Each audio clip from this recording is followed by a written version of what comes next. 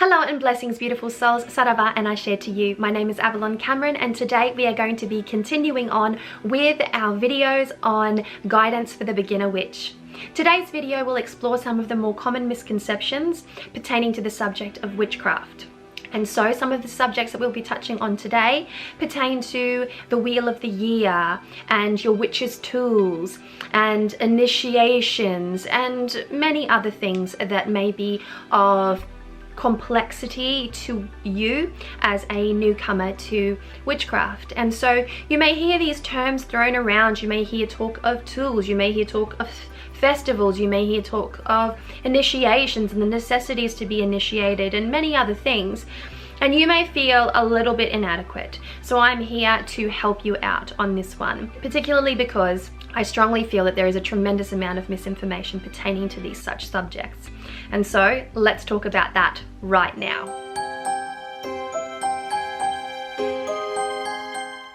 Witchcraft is a complicated thing, to be sure. This we all know.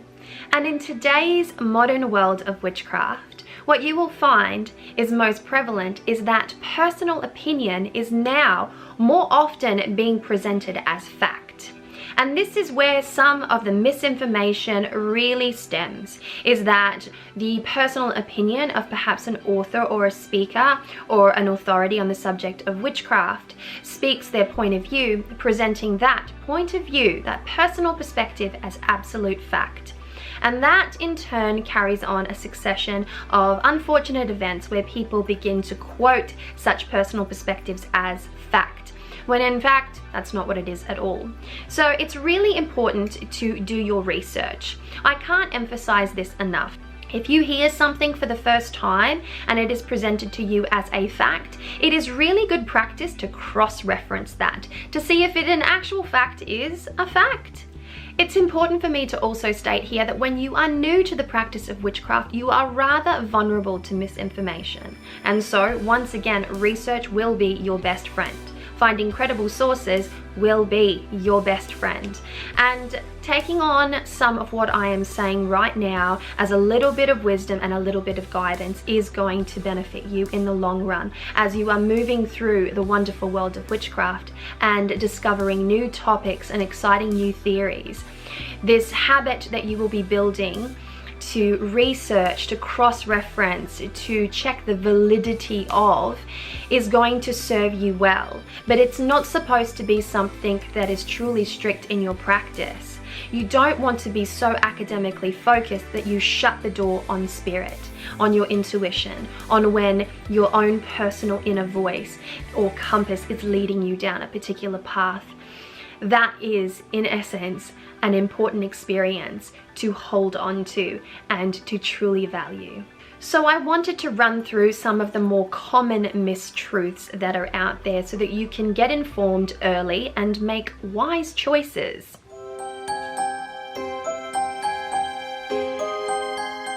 Let us begin with Wicca and witchcraft. Witchcraft and Wicca are two different things. Witchcraft is a practice. Wicca is a tradition. Some might even call it a religion. The two are not the same.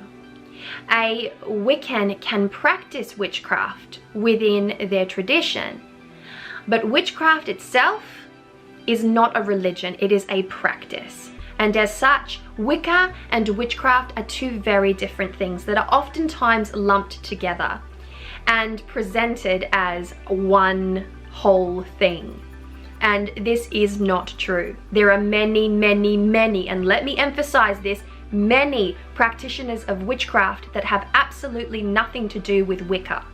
And so it is important to differentiate those two terms early on so that you don't get confused later on down the track.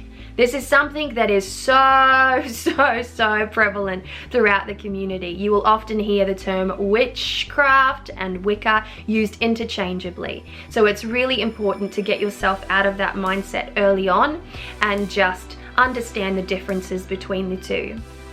Like I said, witchcraft has a place within Wicca, but a Wiccan is a Wiccan, a practitioner of Wicca. and witchcraft is a solid standalone practice that sits outside of any religion or any organized religion. It's not influenced by doctrine or dogma. It is not influenced by personal opinion. It is just a neutral act of magic that can be approached by pretty much anyone.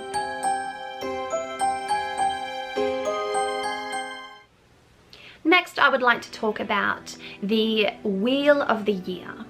When you are new to the practice of witchcraft, you will undoubtedly hear the mention of the Wheel of the Year, the witches' festivals, the Wheel of Eight, the Sabbaths, and so forth. This is represented in a wheel, and it is broken up into solstices, equinoxes, and cross-quarter points. And so what you are looking at there within that context is the Neo-Pagan Wheel of the Year, a collection of Anglo-Saxon and Celtic seasonal and agricultural festivals. And as such, they are very geographically oriented. So if you do not belong to a part of the world that once celebrated those ancient festivals, then you may feel a little bit disconnected from that wheel as such. The truth of the matter is that Wicca has made the Wheel of the Year a rather popular thing. And so many practitioners of modern witchcraft will now celebrate the Wheel of the Year. But if you choose not to celebrate the Wheel of the Year, then you are not alone. There are many practitioners of witchcraft that simply observe agricultural holidays, such as solstices and equinoxes, the 4 seasons, and also particular cultural festivals that take place in their geographical location. So there is still so much to celebrate in the wonderful world of witchcraft if you choose not to celebrate the popularized neo-pagan Wheel of the Year. Once again, what you are going to find there within the neo-pagan Wheel of the Year are Anglo-Saxon and Celtic festivals that have been mentioned in books right back to like 10 AD. And I do believe that it was Margaret Murray in her witch cult book that came about in roughly the 1920 something. She really put together this concept of the primary seasonal festivals in the form of a wheel. And so the concept of the Wheel of Eight may stem from certain ancient festivals, but it's been constructed in such a manner that makes it new, and as such falls under that umbrella of Reconstructionist practices. And so if you don't jive with the Wheel of Eight, if the concept of the Wheel of Eight just doesn't make sense to you, if you cannot geographically or seasonally connect with the Wheel of Eight, then that is not important. There are still many other ways in which you can honor the agricultural festivals in your bioregion, as well as cultural festivals that may be of influence to you. It's also important for me to mention that the Wheel of Eight is rather European in its nature. And so it more tends to coincide to European festivals that are in existence. Yule for Christmas, for instance, or Halloween for Samhain, and so forth.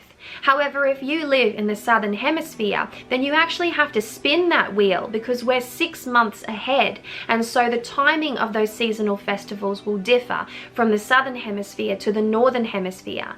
This is why sometimes you will seek out information on the Sabbaths on social media, and you will see that one half of the world is celebrating something like Beltane, and the other half is celebrating something like Samhain. It can be rather confusing, but it's important for you to know that it is because of the difference in hemispheres and the difference in seasons.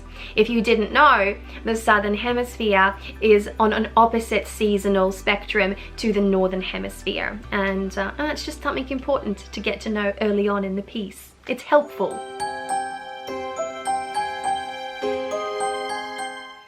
I next wanted to talk about the tools of witchcraft.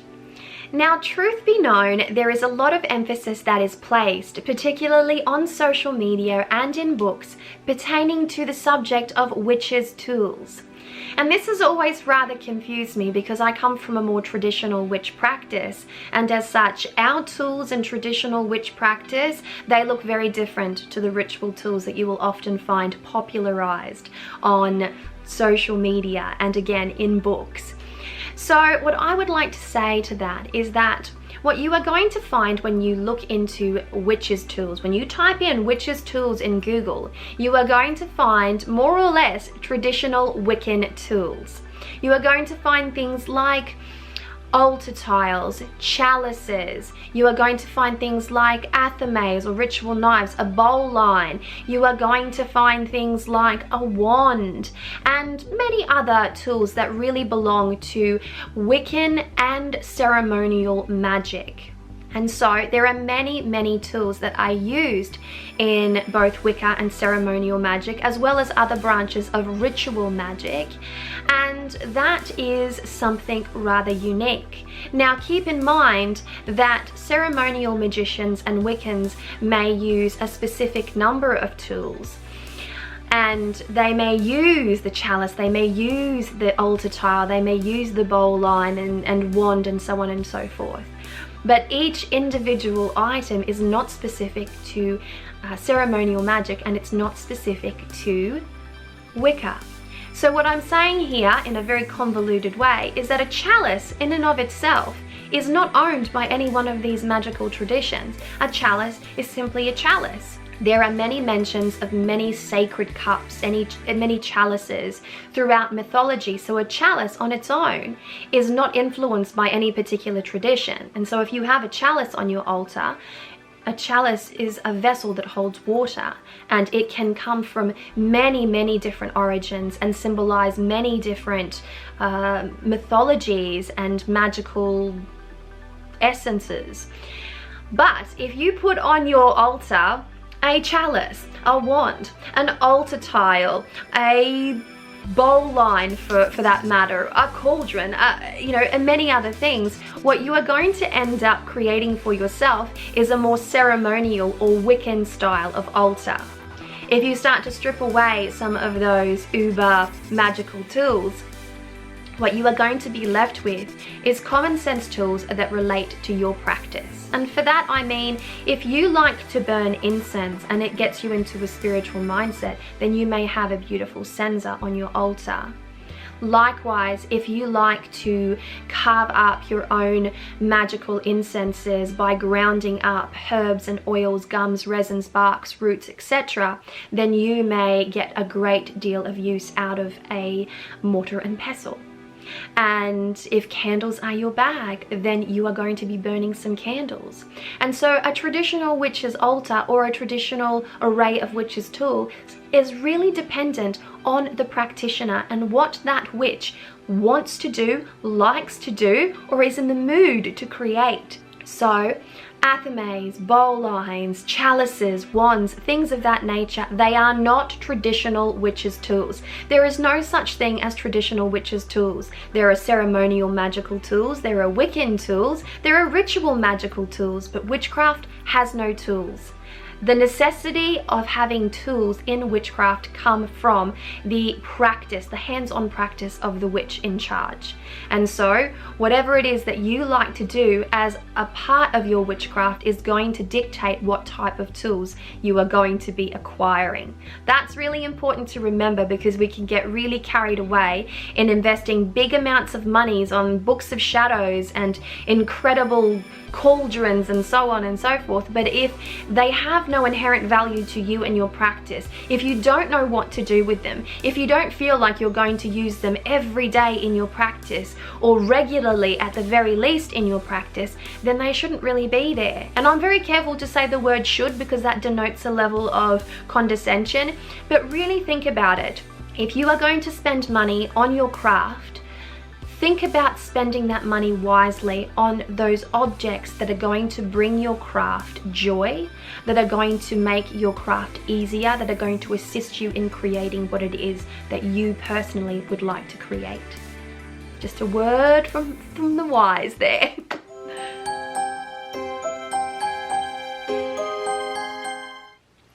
Next we have casting a magical circle. Now you are going to hear a lot about casting circles in modern witchcraft. This is something that is spoken of quite a bit, and there are many ways in which one can cast a circle. But truth be told, there is an entire movement of witches that don't care for casting circles. It's not a part of their witches' practice. And if you are a practitioner of traditional witchcraft and folk magical practices, then the concept of a witch's circle may be well outside of your sphere of consciousness. And so it is important for me to say once again that the practice of casting circle is more ceremonial in nature. In the practice of Wicca, you will find that they are casting circles, and they have a specific way of casting circles. In ceremonial magic, you are going to find that they cast circles. The practice of casting a circle is Solomonic in nature, and so it has a specific origin, but it is not exclusive to just one type of magic. There are many other traditions that utilize the concept of a magical circle in various different ways. The first thing that pops into my mind is mandalas and the way in which mandalas are arranged. And there are many other examples, but I just can't seem to find one floating around in my head at the moment. But the concept of a witch's circle is designed to be some protective barrier between the magical and the mundane. It is also in place in ritual magic to help to protect the participants of ritual magic, particularly when invoking a particular spirit. And so there are many ways in which one can utilize a magical circle, but they are not synonymous with witchcraft. Witchcraft, once again, is a neutral standalone practice, and such things as the casting of circles, while there are witches who do cast a circle and who do get a tremendous amount of benefit out of casting a circle, it is not necessarily considered a witchcraft staple, if that makes sense. There are many other ways to create barriers when you are practicing magic, if barriers are something that you are interested in creating. But it comes down to the type of practice that you wish to engage in, and then learning that practice from the ground up. So once again, research. A little research on magical circles will tell you all you need to know about magical circles and Solomonic magic and ritual magic and Wicca and neo-paganism. It'll all be there for you if you do want to Google that.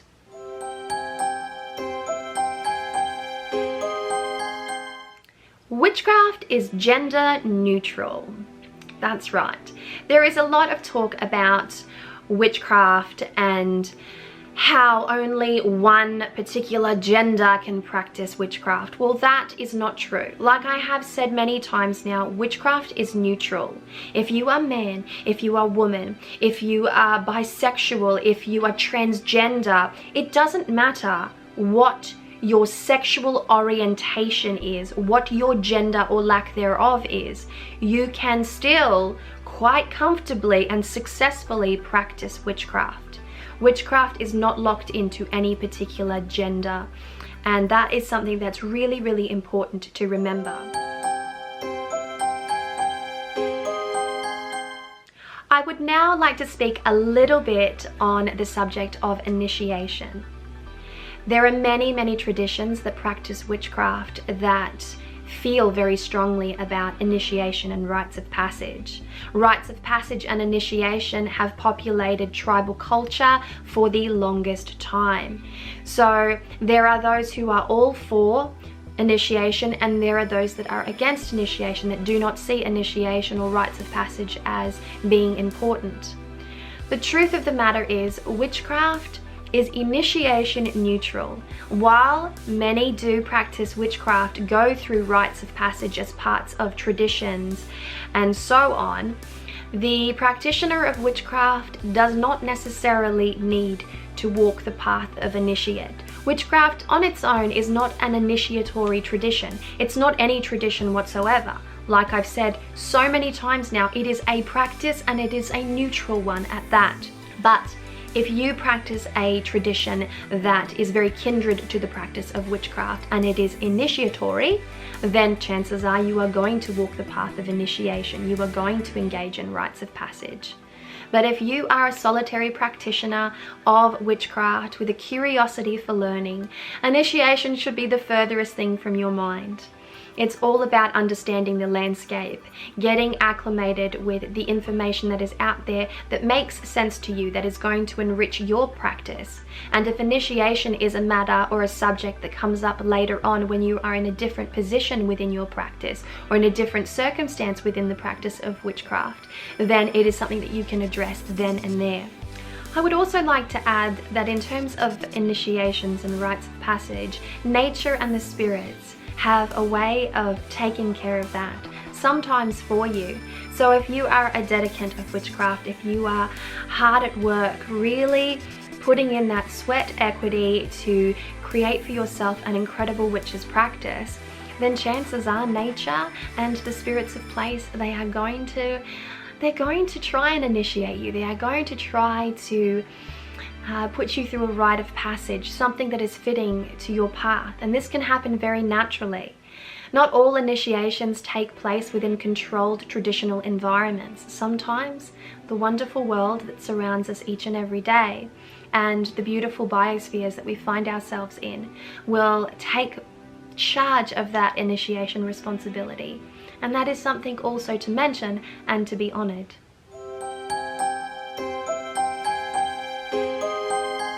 One of the most popular questions that I get asked time and time again is, can anyone be a witch? And my simple answer to that is no. Not because I'm deciding it, but just because that's the way that it is. Not everyone who starts out on the path of the witch will necessarily become a witch. It takes a lot of study, it takes a lot of curiosity, it takes a lot of research, it takes a lot of learning, it takes a lot of dedication to be a witch. And not everyone wants to put that type of sweat equity into their practice of a witch. Sometimes it's just a trend. Sometimes it's not something that, once looked at more closely, truly interests the individual. Many things can happen to derail a person on their path of witchcraft, and that's perfectly natural and normal. You're going to find a lot of challenges when you're exploring the subject of witchcraft, and lots of questions are going to come about, and only time will really tell whether or not you become a witch. It's got nothing to do with what I think, it's got nothing to do with the opinions of others. What matters is what takes place over time. So if you are here watching this video right now and you're at the start of your witch's practice, and 10 years down the track you are still practicing your craft strong, then you are meant to be a witch. But if you find that the interest is here and it's fervent and it's on trend and everything is amazing right now, and that sort of enthusiasm that wanes over time, then don't be surprised if you just, linger off into another direction. And there's absolutely nothing wrong with that. There are many, many pools of spiritual nourishment out in the world. There are many religions, there are many spiritual practices that may be of intrigue to you. If witchcraft isn't it, that's totally fine. But if it is, then welcome to the wonderful world of witchcraft. My next video is going to talk about some of the more nourishing practice ideas that you can engage in to really start to dip your toe into the wonderful world of witchcraft. This is something to get excited about. Once again, if you have any requests for videos pertaining to beginners witchcraft, then please do leave your comments below. I'm very interested to hear your feedback, and please do like, share and subscribe if you haven't already for more interesting and hopefully helpful videos on witchcraft. Much love and many blessings.